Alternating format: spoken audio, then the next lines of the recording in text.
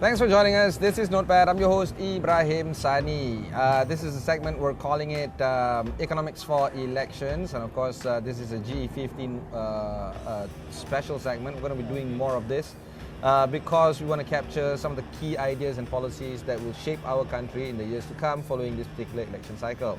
I am sitting on the south bank of the River Thames, right in front of the Battersea Power Station. And of course, this is a continuing effort for us to showcase not just the international development of Malaysian shareholders, but of course the kind of ideas that we can bring forward into how we can exact greater value from our investments domestically and abroad. Joining me is Yu Ren-Chong, a good friend of Astro AWANI for quite some time, and of course he is hauling his self all the way from Oxford, especially for this interview. Thank you very much, Ren-Chong. I really appreciate the fact that you're making your hike 2-3 hours away. But let's do a quick review of the kind of studies that you're doing at Oxford University and perhaps some ideas onto the kind of real-world application that you think you can apply following your graduation. Thanks for having me. Happy to be here. So I'm doing a program that's called the Master in Science, MSc in Public Policy Research. Okay. It's a new course it's offered this year by the AWANI School of Government in the University of Oxford. Yeah. And so the idea really is behind this program is academics are interested in something, governments and policymakers and policy actors are maybe interested in another thing, and so the idea is how can we bridge these two, and how can we bring academic research closer to what the real world actually needs, what government, what policy actors really need. And so that's the idea behind the master's that I'm doing. So what do I really want to where do I go with this? I've been someone who's been involved in the public policy scene the past 10 years. I've been working with an NGO called Women's Aid Organization, WAO, working on a lot of sort of doing great work, by the way. I know a lot of individuals who actually went to WAO for help and got the help that they needed. Thank you so much. And that's our main agenda really is to support women in need. The work that I've been doing in WAO is related to policy reform, policy change. So we've worked on a number of things, like most recently the anti-stalking law, which is one of the last bills that was passed in the Dewan Rakyat recently. That was something that WAO has been working on for really almost 10 years, a long time, things like that. So the idea is how can we increasingly use evidence and good information to drive policy change in Malaysia, in the issues that I'm working on, of course, but more broadly in the civil society, NGO, human rights sphere. The thing is, a few years ago, I was on a junket to Sweden, and the way the organizations there work is they call it the triple helix model. I'm not too sure whether you're familiar with it. It's not just about the public policy and the policymakers and the academia, but of course the involvement of corporates. I understand that you're trying to bridge the two elements together, but I don't see the corporate element to it, where that's where the real money is. That's when they go for profit. And because of that, the urgency for them realizing that investments are important to be seen. Where do you see corporate involvement in the work that you do? Right. I think there are a few different kinds of involvement. So there are some kinds of policy issues where corporate is less involved. So things like domestic violence, stalking, sexual harassment. Not sexual harassment, but stalking, sort of assault, rape, things like that. Where of course there's a role for corporate, but it's seen more as a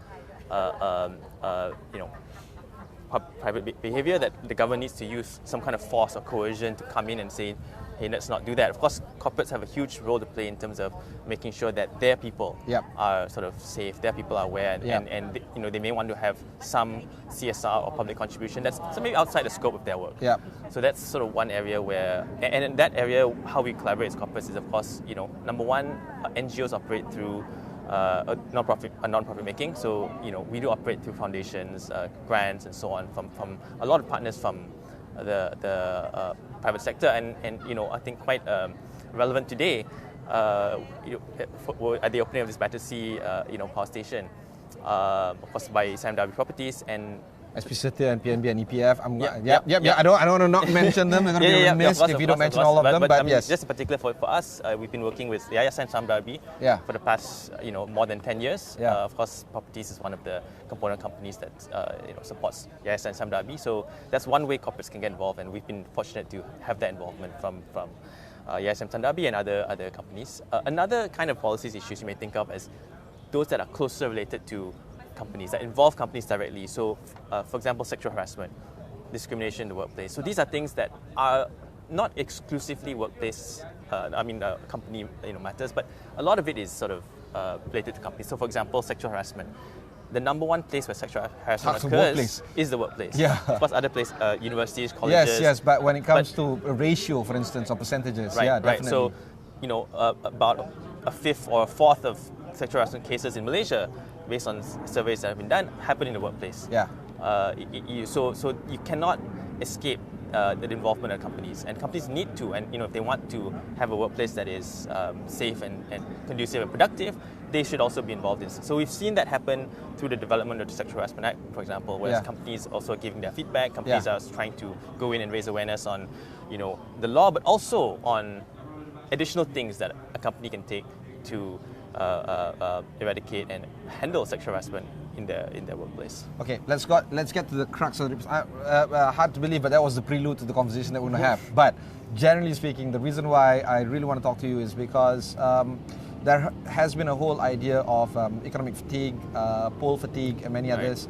And it's not just about the fatigueness, it's also about the disillusionment of what an election cycle brings about, whether or not it can actually bring about change. Where are the policies that lie ahead?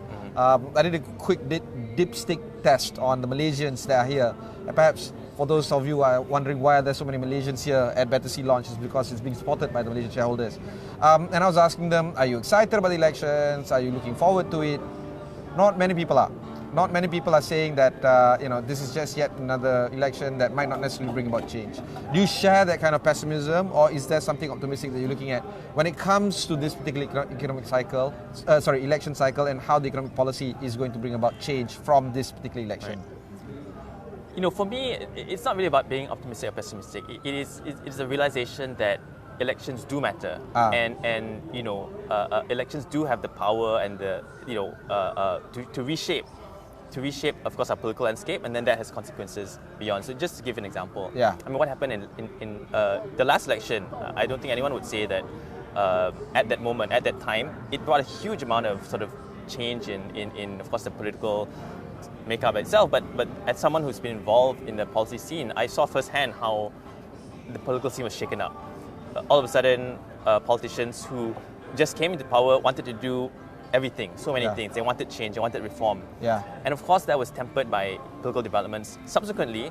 But if you look at even the totality of the 5 years, or the 4.5 years, just from someone who's been involved in the process before that and after that, it's been a step change in the kinds of policies that we were able to work with political actors, government, MPs on. Before the elections, things were a bit slower. After, we've seen a record number of policies involving a number of things. Just in the work that I'm doing, we saw paternity leave, stalking, Sexual Harassment Act. That's right. We've been doing a lot of work with the Ministry of Finance on gender responsive budgeting. So this wouldn't have happened, I think, if things weren't shaken up in 2018. So we saw there that elections do have the effect of shaking things up, moving things around, and in this case, potentially for the better. The question now is, what about now? I think people are you're right. People are saying, a lot of people may be saying, hey, disillusionment. I voted for you guys, or I voted for these other guys, and now that you all are sort of, But even then, I would say, even after the subsequent changes in government, there was a bit of a lull. There was a bit of a, lack of political will and chaos. But after that, I think the politicians in power, they knew that they had to do something useful or meaningful. Otherwise they'll get punished. So that's it. So if we don't vote, if people don't vote, then there's less accountability, there's less connection between the citizen, the voter, and the politician, and thus also policy reform that happens. So I would urge everyone to get out there to vote. Even those living overseas, you can vote via postal vote. Are you voting? Yeah, of course. So so I guess my message to anyone in London and whoever it is you talk to over there is, it's super easy to sign up for postal voting. All you have to do is just go to My SPR. It's Google My SPR. It's a Elections Commission website. Create an account. Super easy. Within 1 day you can get the account, and then immediately you can apply to be a postal voter. So just do that. It's quite easy. You no longer have to go to the embassy or whatever. It's all online. Right. Okay. We'll go for one short break. When we come back, we'll discuss a little bit more with Yu Ren-Chong of Oxford University.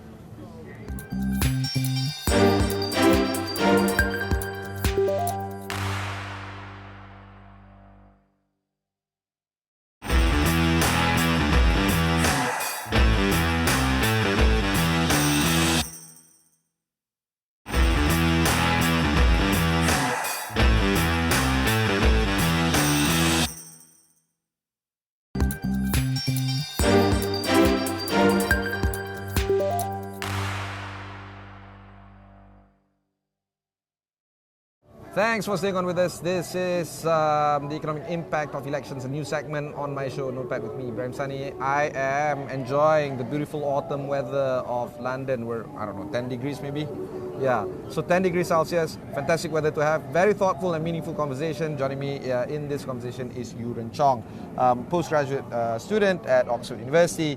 Ren-Chong, let's talk a little bit more about the kind of policies that you want to see being applied, and perhaps some of the discussion topics or talking points that our politicians should have when they do their election circuit or what they call these dramas. Right. Well, I think the first point that we really can't run away from is the issue of corruption. Something that I'm concerned with, and think a lot of people are concerned with. And in fact, Ipsos did a study recently this year, May this year, and they found that the number one worry of Malaysians is actually corruption, political and financial corruption.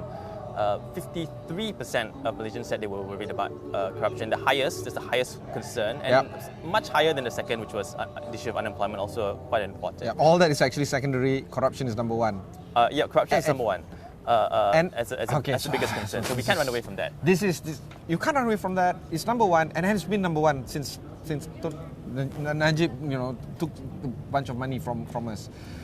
Yet it is still not addressed, at least at the policy level, because we're asking the policymakers who are, implicated in much of these cases to reprimand themselves. It just doesn't work that way. Right. You can't ask the police to police themselves. It just doesn't work that way. You have to have another body, some sort of a commission to do it, right? What must change in order for us to actually address corruption at the highest level? I think there's some structural things for sure. People talk about how can we make the MACC a bit more independent. People talk about the separation of sort of the prosecuting powers of the AGC from the other staff. So there are some structural things that I think which was part of the manifesto of Pakatan Harapan back in 2018, and yet wasn't realised because of various factors.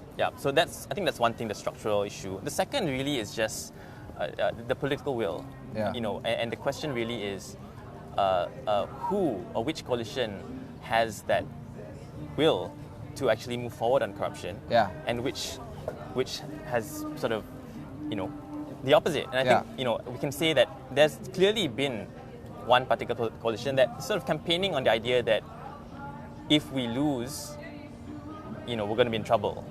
And that is part of what they've been putting out there. So in that sense, I think it's quite clear that there are certain coalitions that are a bit more, they're going to take us back, and there are certain coalitions that, will definitely be not like that, as bad as that. And, they have, at least in their messaging and in some track record, for sure, that will sort of bring us forward on the issue of corruption. All right, let's bring it down a few notches and become like a little bit more of a kedai kampung kind of chat where we want to talk like a layman, right? It's clear that some coalitions are going to get support from the urban base and others do not. And it's also clear that some political parties are more racially oriented and others are not.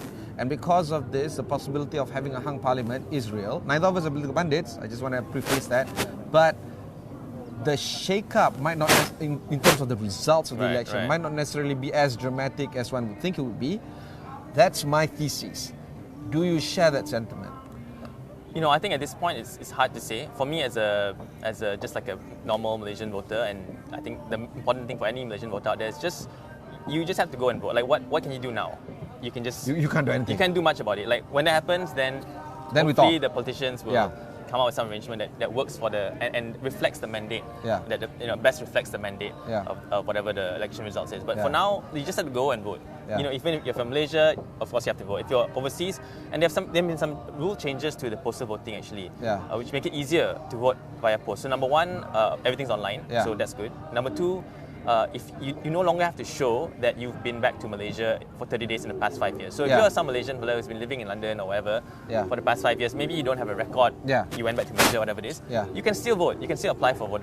You can still apply for postal voting. If you live in Singapore, Kalimantan, Southern Thailand, Brunei, you no longer have to go back to Malaysia. If you can, it's better, but you still now qualify for postal voting. So there's been some changes that are important and good that make postal voting easier. So if you're abroad, I would say all those things about what's going to happen and all that. I mean, later. Now, just go and cast your vote.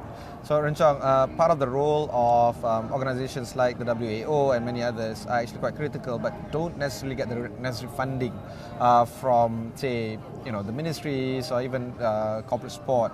But the presence of such organizations is actually quite crucial for us to actually affect change. And of course, this show focuses on economics, but perhaps I can pivot it towards development economics, towards helping rakyat. Do you feel that much more is needed and much more thought must be put into process into how we can help organizations like the WO and many others like it? Well, I think certainly money, right? Money is always like that. Economic worries that's sort of the second big issue that everyone's worried about. Even if you look at the Ipsos study, unemployment was number 2, inflation or rising cost of living is in the top 5. Something that everyone's feeling globally and in Malaysia included.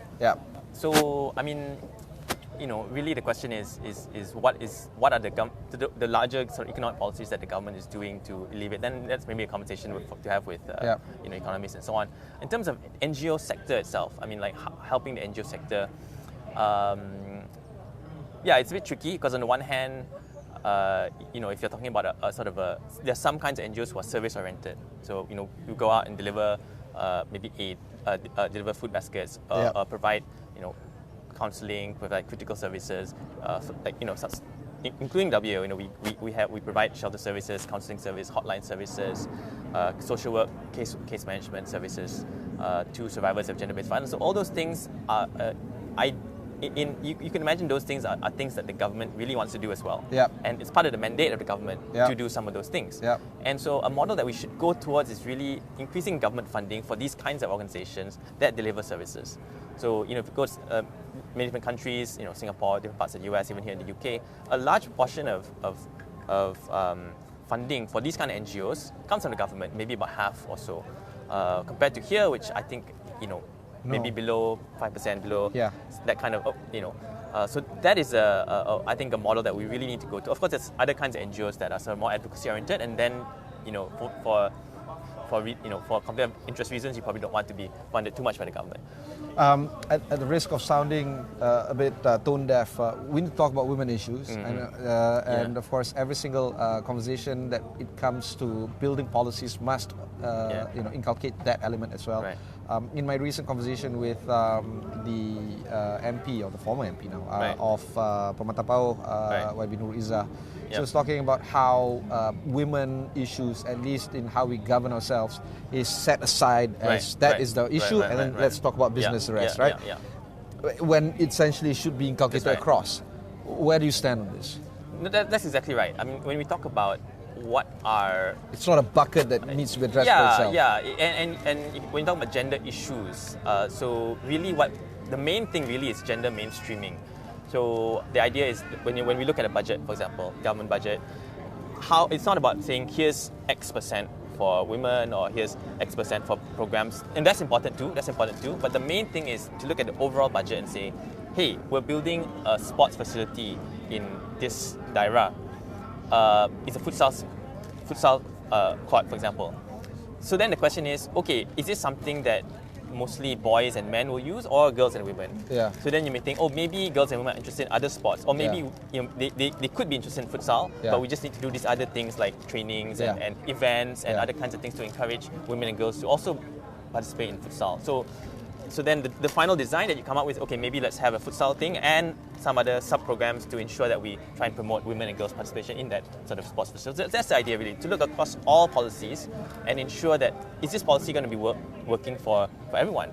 And there are going to be some things that maybe are more catered towards men, that's fine, some things that be more catered towards women, and but overall we must see that the policies are that's what we call gender sensitive or gender responsive kind of budgeting and policy making more generally. Okay, one more short break. When we come back, we'll conclude our conversation with Yu Ren-Chong. We'll be right back after these messages.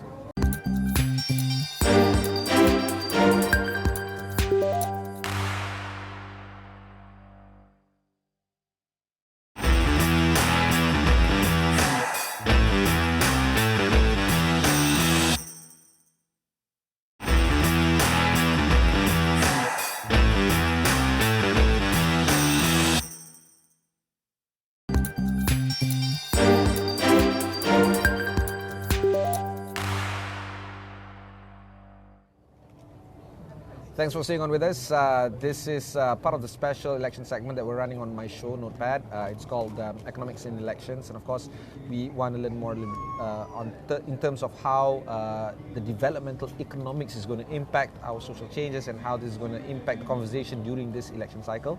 Joining us is Yu Ren-Chong, the postgraduate student at Oxford University, a Malaysian, keeping the flag flying high here in the United Kingdom. Let's talk about the application of what you want to do next, right, after Oxford, and of course, what would be some of the direct changes that you want to bring about to ensure that the policymakers actually do what is needed. Right.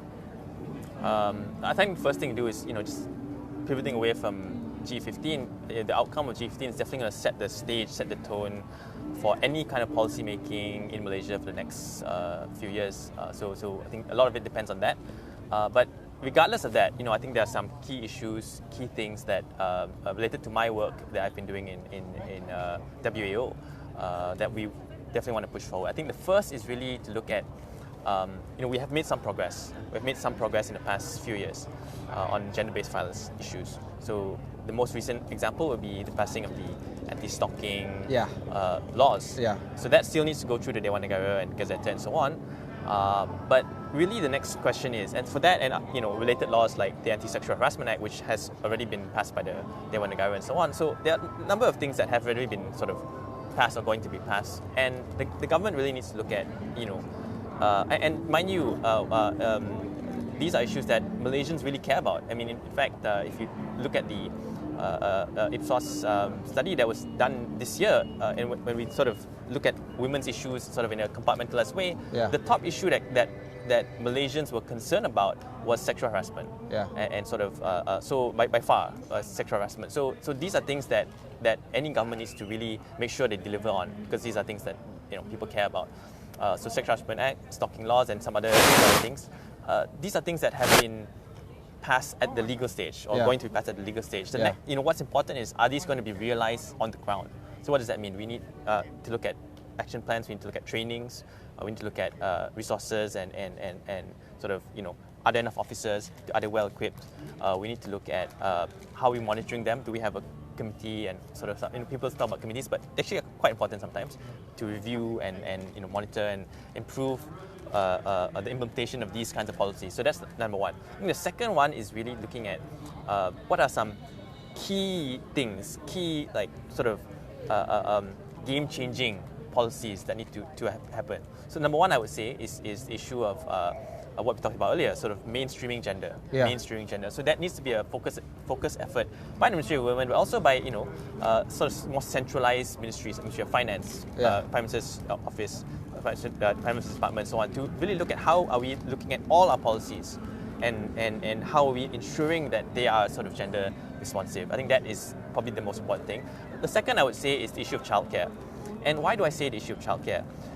It's because it's such a cross-cutting issue. If we're talking about economic development and sort of improving income, improving livelihoods, one important factor is labour force participation of women, and it's basically common knowledge now that Malaysia is sort of behind on that.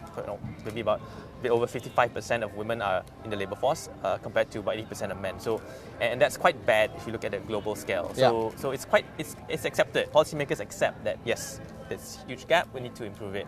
And what is the number one constraint that's stopping us from getting there? It's childcare availability. It is. I remember how my wife had to step out of the office to help out with the healthcare. It was a sacrifice between either one of us, and of course I really don't mind stepping out, but it was a big tough decision at that point in time to decide.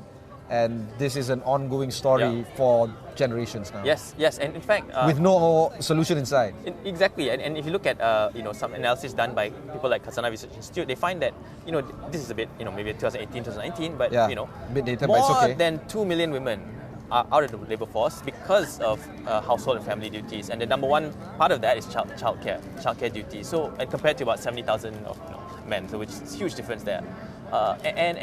So it really tells us that, look, if we want to improve our economy, and by the way, this is an important issue for families. This is an important issue for child rights, children's well-being. I think every few months we hear a story about a child who was in poor care, maybe in unregistered childcare or with a pengasuh or someone who was not registered, and then that child maybe died or had some kind of serious. So we hear about this every few months. There's one case, but that's only what we hear about. So there's all these elements that really tell us how important the issue of childcare is. And we have done some policies related to childcare in the past few years. We've had subsidies for parents. We've had improvement in more childcare built in government facilities. So we're the recognition's there, and there's some but the idea is industry associations estimate that we need to get from about maybe 6,000 or 7,000 childcare centers in Malaysia to about 50,000 to 80,000. Some estimate even 80,000. So that is we're talking about more than tenfold. In what are we doing? The investment that we have now, they may be investing, they're improving increasing number of childcare centers by maybe 100 every year, 200, but we need thousands. We need to get from 7,000 or so to maybe as high as 80,000. That's a huge number, and that is going to require a bold and step change in policy. And so we need some bold government to come in and say, look, I'm going to invest 1 billion, 2 billion, whatever it is, in childcare over the next how many years. Okay, plenty of conversations that needs to be talked about. But for now, that's all the time that we have for this particular episode. Catch me in the next one. My name is Ibrahim Sani, signing off from Battersea Pier, in South London. Catch you in the next one.